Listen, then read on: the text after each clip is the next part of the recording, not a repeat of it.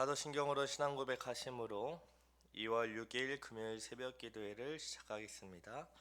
전능하사 천지를 만드신 하나님 아버지를 내가 믿사오며 그 외아들 우리 주 예수 그리스도를 믿사오니 이는 성령으로 잉태하사 동정녀 마리아에게 나시고 본디오 빌라도에게 고난을 받으사 십자가에 못 박혀 죽으시고 장사한 지 사흘 만에 죽은 자 가운데서 다시 살아나시며 하늘에 오르사 전능하신 하나님 우편에 앉아 계시다가 저리로서 산 자와 죽은 자를 심판하러 오시리라.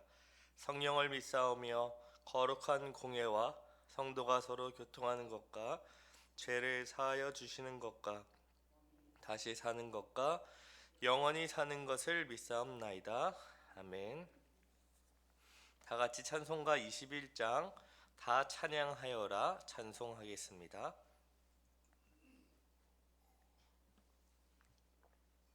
찬송가 21장 다 찬양하여라입니다. 다 찬양하여라 전능왕 창조의 주께 내 호나 주 찬양 평강과 구원의 주님 성도들아 주 앞에 이제 나와 즐겁게 찬양하여라. 다 찬양하여라 놀라운 만유의 주께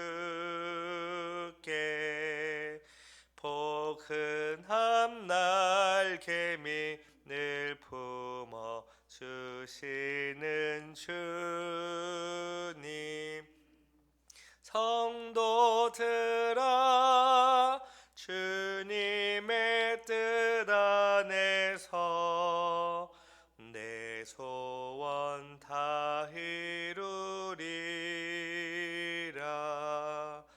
다 찬양하여라 온몸과 마음을 바쳐 이 세상 만물이 주 앞에 다 나와 찬양 성도들아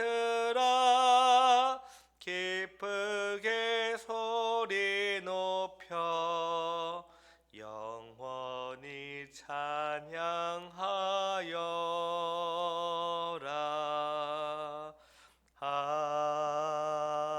아멘. 기도하겠습니다. 사랑과 은혜가 많으신 하나님 아버지 감사합니다.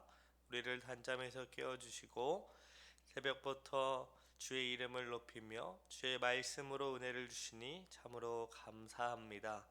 온 우주 만물을 창조하시고 주님의 선한 뜻이 이루어지도록 다스리시며 우리와 우리에게 구원의 은혜와 성화의 은혜 또 우리에게 놀라운 하나님 나라를 주시니 참으로 감사합니다.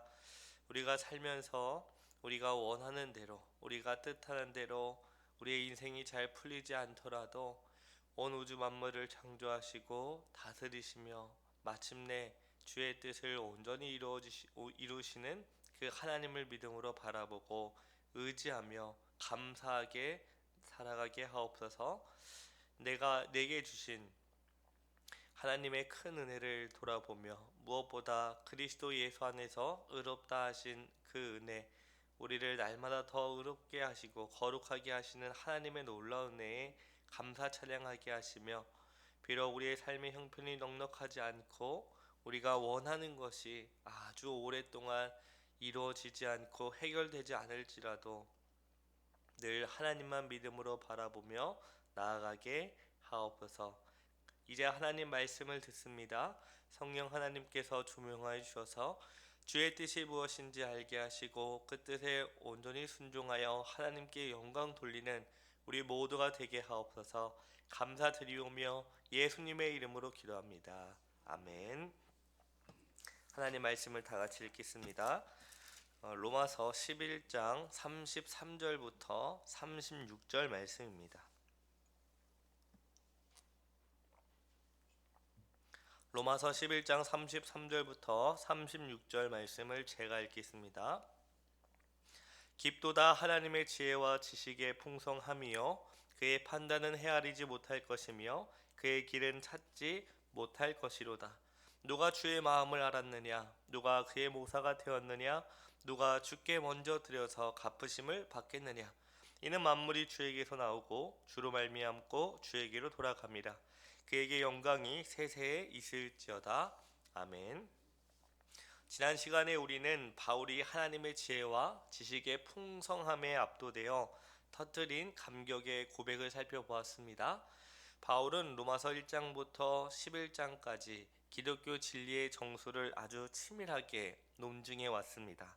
인간의 깊은 죄성에서 시작하여 하나님의 의 그리고 유대인과 이방인을 향한 신비로운 구원 계획에 이르기까지 바울은 자신이 가진 모든 신학적 지식을 다 쏟아냈죠. 그런데 그 지성의 끝자락에서 바울이 도달한 결론은 무엇일까요? 그것은 내가 이제야 모든 것을 알았다라는 교만이 아니었습니다. 오히려 내가 다 헤아릴 수 없는 하나님의 기품이 여기 있도다 라는 겸손한 찬양이었습니다. 오늘 본문은 그 찬양의 절정이자 로마서의 교리 부분, 그 복음의 그 정수의 마침표입니다. 오늘 본문 34절을 다시 보시기 바랍니다. 누가 주의 마음을 알았느냐? 누가 그의 모사가 되었느냐? 바울은 34절에서 두 가지 질문을 합니다. 누가 주의 마음을 알았느냐? 누가 그의 모사가 되었느냐? 이 질문은 인간이 하나님 앞에 얼마나 작은 존재인지를 잘 보여줍니다. 우리는 종종 하나님을 이해하려고 노력하죠. 왜 내 삶에 이런 고난을 주시는가? 왜 세상은 이토록 불공평해 보이는지 질문하면서 하나님의 계획을 내 지각의 틀 안에 가두려고 합니다. 그러나 바울은 단언하죠. 무한한 지식을 가지고 지극히 공정하며 지극히 다양한 방식으로 일하시는 하나님의 그 깊은 마음을 인간은 결코 다 알 수 없다는 것입니다. 나아가 누가 하나님의 모사 즉 상담가나 조언자가 될 수 있겠습니까? 라고 말하죠. 욥기 11장 7절에서부터 9절은 다음과 같이 말하는데요. 제가 읽겠습니다.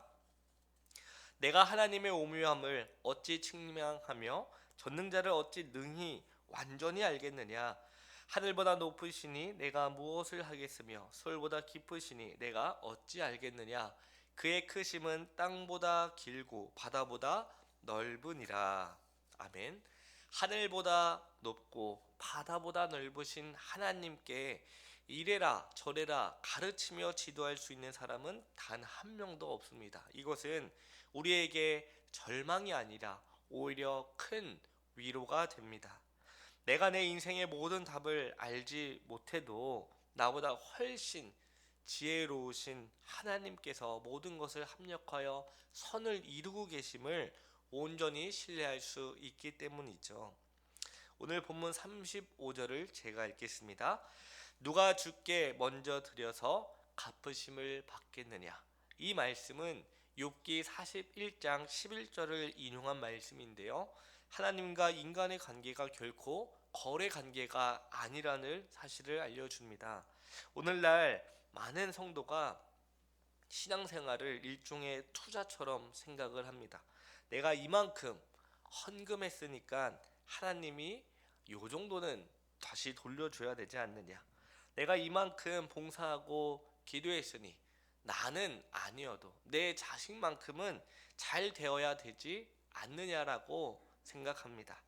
내가 하나님께 무언가를 먼저 드렸으니까 하나님은 마땅히 그에 상응하는 보상을 내놓으셔야 한다는 일종의 투자로 생각을 하는 것이죠. 하지만 바울은 이러한 공로주의를 단호히 거부합니다. 그 이유는 무엇입니까? 온 천하에 있는 것이 다 하나님의 것이기 때문입니다. 우리가 하나님께 드리는 헌금, 시간, 재능, 건강 중에 우리 스스로 만든 것이 단 하나도 없습니다.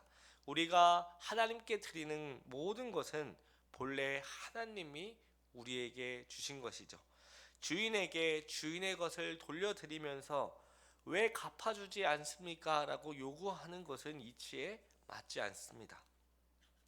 우리가 아무리 정직하고 성실하게 행한다 할지라도 그것은 하나님께 보상을 요구할 만한 근거가 아니라 오히려 그렇게 살 수 있게 은혜를 베풀어 주신 하나님께 감사해야 합니다. 신앙은 하나님을 조종하여서 내가 원하는 것을 얻어내는 수단이 아니라 내가 이미 받은 은혜에 감사하여 나와 나의 내게 주신 모든 것을 드리는 것이죠. 마지막으로 오늘 본문 36절을 다 같이 읽겠습니다. 이는 만물이 주에게서 나오고 주로 말미암고 주에게로 돌아갑니다. 그에게 영광이 세세에 있을지어다. 아멘. 여기에는 세 가지 중요한 신학적 원리가 담겨 있습니다. 첫 번째는 모든 것이 주에게서 나왔습니다. 우리의 인생의 시작도 우리의 구원의 시작도 하나님께서 먼저 사랑하셔서 먼저 뜻하신 그 결과입니다. 두 번째로 모든 것이 주로 말미암았습니다. 지금 우리가 숨쉬고 살아가며 신앙을 유지하는 모든 과정 주님의 붙드심에 있습니다. 자기 자신을 돌아보면 내가 어떻게 예수님을 믿었지? 그래, 하나님의 은혜지. 내가 어떻게 지금까지 이 신앙을 지키고 살 수 있었을까? 내가 잘해서인가요? 그렇지 않습니다. 우리는 늘 언제나 하나님을 반항하며 하나님을 적대하려고 살아가고 있습니다. 단지 우리에게 그럴 기회가 주어지지 않았기 때문에 하지 못한 것뿐이죠. 그럴지라도 하나님께서는 언제나 은혜로 우리를 붙드시고 돌이키게 하셨기 때문에 우리가 지금 하나님을 아버지라 부르며 하나님을 믿으며 살아갈 수 있게 된 것이죠. 세 번째로 모든 것이 주에게로 돌아갑니다. 역사의 끝도 우리 개인의 종말도 결국 하나님의 영광이라는 목적을 향해 흐르고 있습니다. 우리의 창조주로서 베푸시는 일반 은총, 우리의 구원자로서 베푸시는 특별 은총 모두 하나님께로부터 시작되어 하나님으로 인해 지속되다가 결국 하나님께 영광 돌리는 것으로 마무리됩니다. 이것이 하나님과 우리 피조물과의 올바른 관계입니다. 바울은 로마서 1장부터 11장까지 이 아주 방대한 예수 그리스도의 복음, 그 복음의 정수를 다 말한 후에 결국 무릎을 꿇고 하나님을 찬양합니다. 왜냐? 신학의 목적은 지식을 쌓는 것이 아니라 하나님을 경외하고 하나님을 예배하는 것에 있기 때문입니다. 오늘 하루 여러분의 삶의 주인이 누구인지를 다시 한번 돌아보고 확인하시기 바랍니다. 왜 내 인생이 내 뜻대로 되지 않느냐고 불평하기보다 우리가 주의 마음을 다 알 수 없으나 주님은 늘 선하시니 주님의 뜻대로 하옵소서라고 고백하며 내가 무엇을 드려 보상을 받으려 하기보다 모든 것이 주님께로부터 왔고 주님으로 또 주님으로 지속되고 주님께 돌아간다는 그 사실을 기억하며 날마다 감사하며 살아가는 저와 여러분 되기를, 그러므로 우리를 통해 하나님께 모든 영광을 돌리는 저와 여러분 되기를 간절히 기도합니다. 기도하겠습니다. 사랑과 은혜가 많으신 하나님 아버지 감사합니다. 우리가 태어나기 전부터 하나님께서 우리를 택하시고 또 부르시어 의로운 하나님의 자녀로 삼아주시고 우리를 통해 놀라운 구원의 계획을 이루어 가시니 참으로 감사합니다. 때로는 우리에게 이루어지는 일들이 헤아릴 수 없고 감히 감당할 수 없는 일들도 있지만 그 모든 것마저도 하나님께서 친히 사용하셔서 영광을 받게 하시니 참으로 감사합니다. 하나님께 무엇인가 드려 얻으려고 하기보다 그리스도 예수 안에서 우리에게 베풀으신 그 은혜가 얼마나 크고 넓은지 말씀을 통해 또 기도하면서 날마다 알아가게 하시고, 언제나 우리와 함께 하시며 우리를 복되고 선한 길로 인도하시는 하나님을 바라보며 날마다 감사와 찬양을 드리며 기쁘게 살아가는 우리 모두 되게 하옵소서. 우리의 삶의 모든 것이 하나님의 영광을 최종 목적지로 향해 두고 간다는 것을 늘 기억하여 우리에게 주신 것을 헛되이 낭비하지 않게 하시고 늘 하나님을 사랑하고 이웃을 사랑으로 섬기는데 아낌없이 사용할 수 있도록 은혜를 베풀어 주시옵소서. 감사드리오며 예수 그리스도의 이름으로 기도합니다. 아멘. 하늘에 계신 우리 아버지여, 이름이 거룩히 여김을 받으시오며 나라의 임하옵시며 뜻이 하늘에서 이룬 것 같이 땅에서도 이루어지이다. 오늘날 우리에게 일용할 양식을 주옵시고 우리가 우리에게 죄 지은 자를 사하여 준 것 같이 우리의 죄를 사하여 주옵시고 우리를 시험에 들게 하지 마옵시고 다만 악에서 구하옵소서. 대개 나라와 권세와 영광이 아버지께 영원히 있사옵나이다. 아멘.